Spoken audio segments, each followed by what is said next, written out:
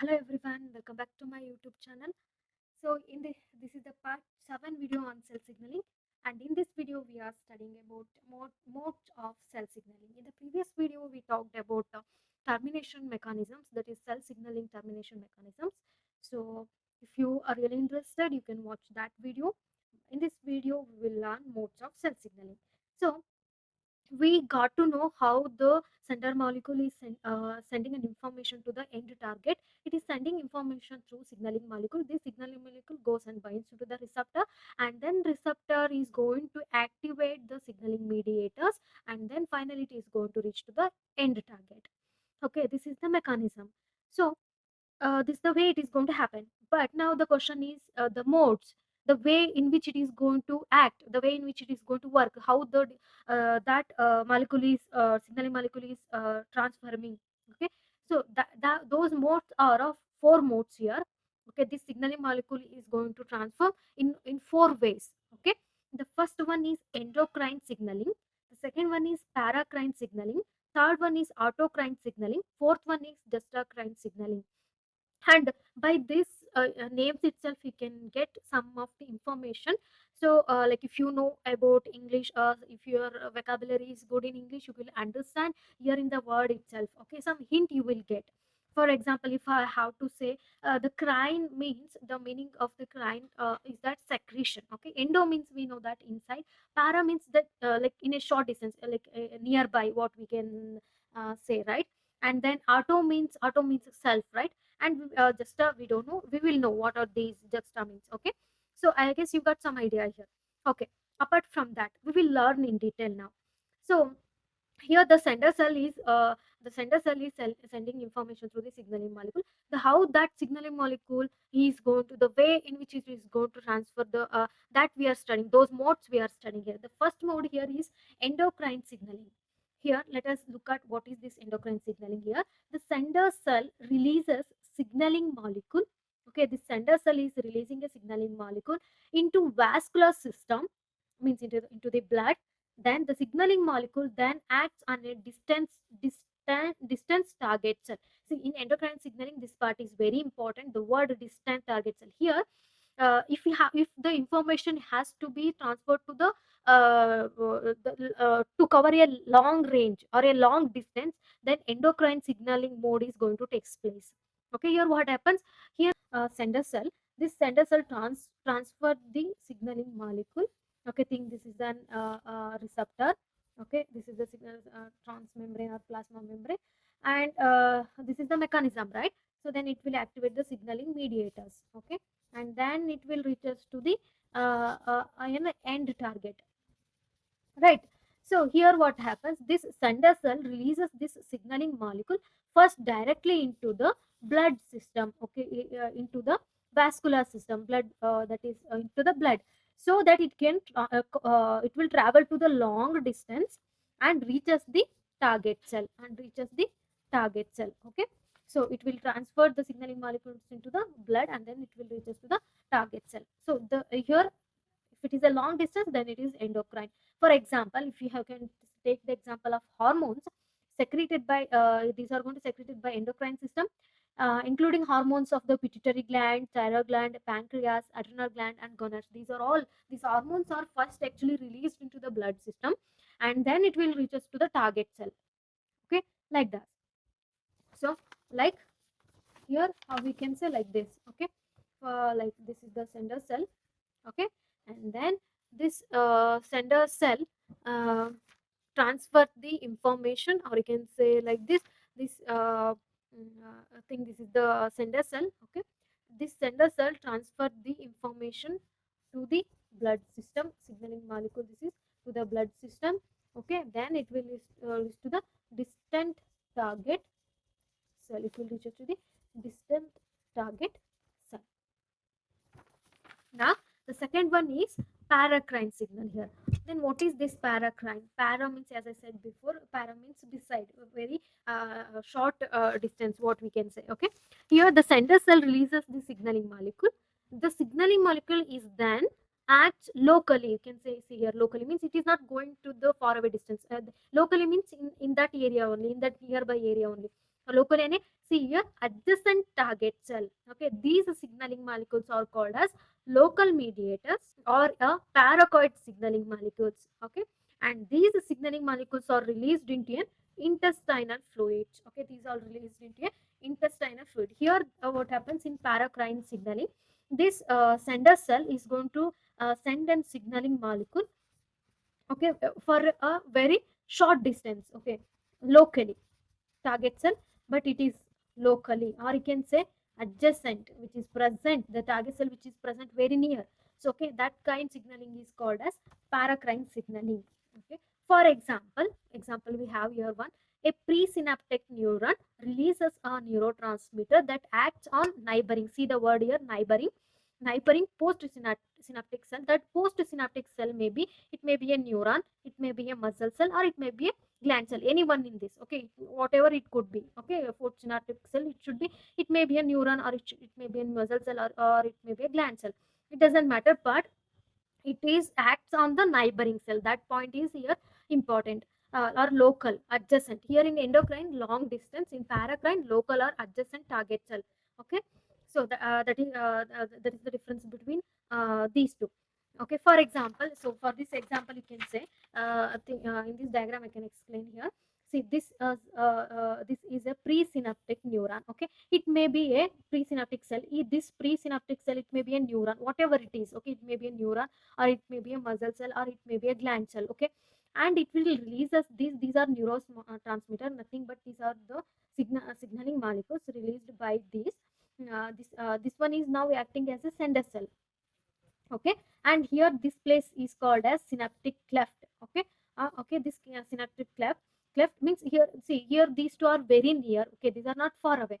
So, okay, and this is intestinal fluid. This signaling mediator is into the intestinal fluid, are very near distance. Okay, and this is the postsynaptic cell. Postsynaptic cell, again, this may be a neuron, this may be a muscle cell, or it may be a gland cell, any one in this. Okay, whatever it is. Okay, but if it is covering a short distance, then this mode it is called as paracrine signaling. Okay, paracrine signaling. Next, we will move on to the next example here, the second example that I am taking here. The second example here, in response to antigenic stimuli, a macrophage binds to a T cell specific to the antigen. The macrophage then releases the interleukin, that is IL-1 in between. IL-1 then acts on T cell in a paracrine manner to induce proliferation and differentiation of the T cell. So this is the example for the paracrine signaling. We will move on to the next third type. As in the name indicates, autocrine. Auto means self. We'll read out the point here. Sender cell releases the signaling molecule. The signaling molecule then acts in a auto-stimulatory mode. This point is important. This word is important. Auto-stimulatory mode on the sender cell itself. It is going to act on a sender cell itself. See here, what happens here in this case, think this is the sender cell. Okay, this is the sender cell. This sender cell is going to release the signaling molecule. Okay, this going to release the signaling molecule, but this signaling molecule is going to act on sender cell itself.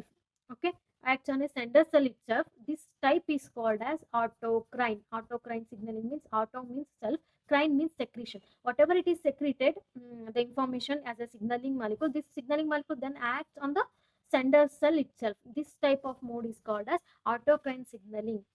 That means that here the sender cell responds to its own signaling molecule, and the sender cell here, even in this case, even the sender cell itself is going to act as a target cell. Here the target cell, it is going to act as a target cell. And these signaling molecules are also called as auto-stimulatory signaling molecules, or you can say autocoid signaling molecule. Okay, and here in examination, what how they will ask, see, there are some key points here, you have to note that out here. If you say if it is if you, in a question, it may be a long question, whatever the story they have filled, but if you find out that they are if the signal molecule is released into a blood, or if it is acts on a distance target, then you have to choose the answer as it is a endocrine. Okay, and if it is a locally or adjacent target, then you have to choose paracrine signaling. And then it is self, if you see the word acting on own cell itself, then it is autocrine. Okay, Now we will look at some of the examples here for autocrine here. In response to interleukin 1, okay, the example that I have given, this one, okay, in response to interleukin 1, the effector T cell releases the interleukin 2. Okay, then interleukin 2 then acts in an autocrine manner, then enhances the response of the T cells to interleukin 1. So, for example, here if you have to say, so this here the interleukin cell 1 affects the T cell release. Okay, this one is going to affect the T cell release, and this interleukin releases acts on T cell, right? Okay, this is the T cell. Okay, this is the T cell. This T cell releases the, what it is releases, it releases the interleukin 2. Okay, then this interleukin 2 then acts in an autocrine manner and enhances the response of this T cell itself. That means the disease itself is a target cell here.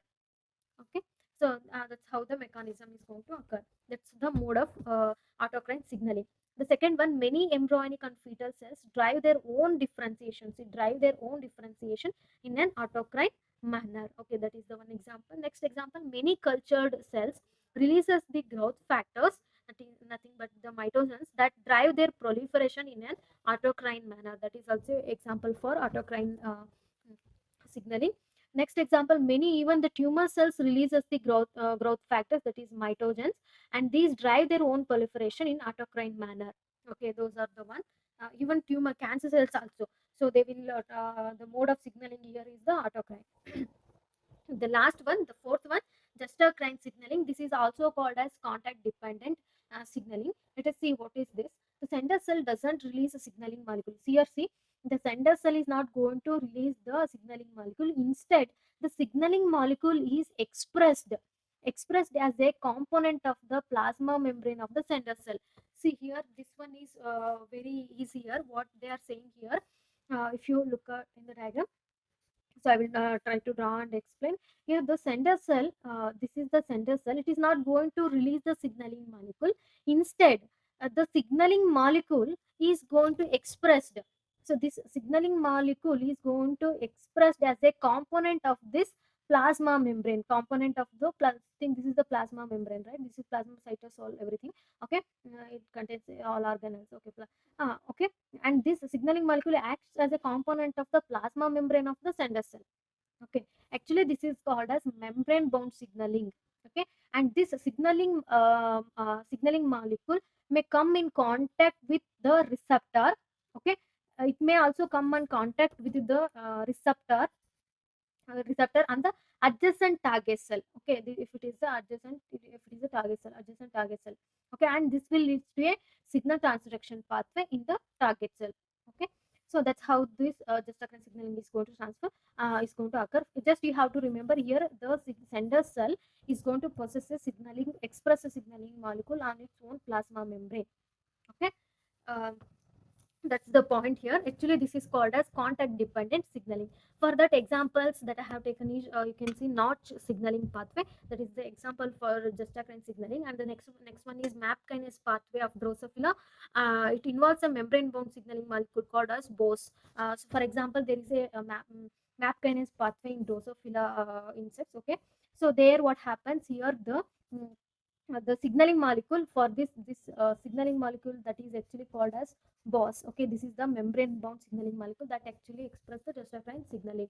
The mode is Juxtacrine. And the next example is epidermal growth factors. What it is called as EGF is initially expressed as a membrane bound signaling molecule. In this state, the EGF may drive the Juxtacrine signaling. Okay, that is the one example. Next example, additionally or alternative, the exoplasmic domain of EGF may be cleaved. Then it is released, and released exoplasmic domain may then act in autocrine or paracrine manner. Okay, it is going to act in a autocrine or paracrine manner. First, what happens, if you understand this one, um, exoplasmic the first signaling pathway is Juxtacrine signaling. Okay, then alternatively it may, next time it may chooses autocrine or paracrine. Okay, the first one will be Juxtacrine signaling. The next example which I have taken here is that signaling through gap junctions is also called a kind of Juxtacrine signaling. To remember for your an examination, if you make a note like this, okay, they have made like this. while I'm studying for the exam, I used to make a short notes like this. So during the exam time, I can just go through short notes like that, so that really helps to recall the points very easily. These points will be in hand. For example, if you are studying a modes of cell signaling, if you remember endocrine, so long range or long distance signaling is endocrine. So if you remember this key point, so it will be very helpful. Next one is paracrine, short distance. Next one is autocrine, self activation. Next, Juxtacrine, or it is called as contact dependent, it is direct activation.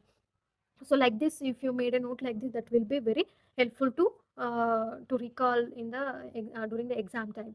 And if you learn something from this video, please do share and subscribe. We will come up with the next topic in my next video as a part 8 video from the same chapter, cell signaling. Thank you everyone.